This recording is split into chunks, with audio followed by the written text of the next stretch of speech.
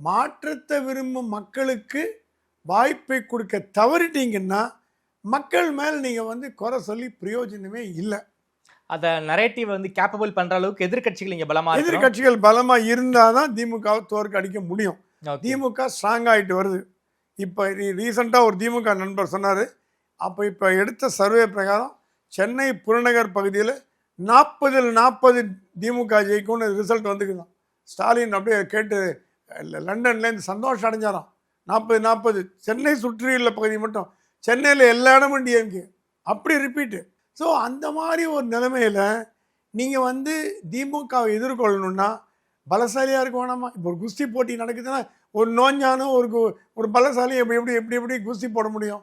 ஈக்குவலாக இருந்தால் தான் முடியும். அந்த ஈக்குவலன் பண்ணுறதுக்கு தான் இவங்க வைட்டமின். பணம் மட்டும் கொடுத்தா போகாதுங்க. பணம் தேர்தலில் வேலை செய்யும், இல்லைன்னு சொல்ல. கட்சிகளோட பலவீனம்.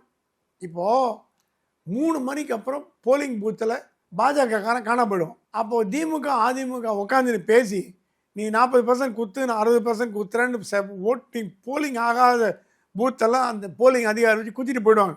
எப்பவுமே நீங்கள் பார்த்தீங்கன்னா 3 மணிக்கு அப்புறம் தான் ஓட்டிங் பர்சன்டேஜ் அதிகமாக நீங்கள் பார்த்துருப்பீங்க. அந்த மாதிரி சமயத்தெல்லாம் பண்ண முடியாது சார். ஒவ்வொரு பூத்துலையும் சிசிடிவி கேமரா வச்சிருக்காங்க. எல்லாம் பண்ண முடியும். இப்போ பண்ண முடியாதுன்னு கிடையாது.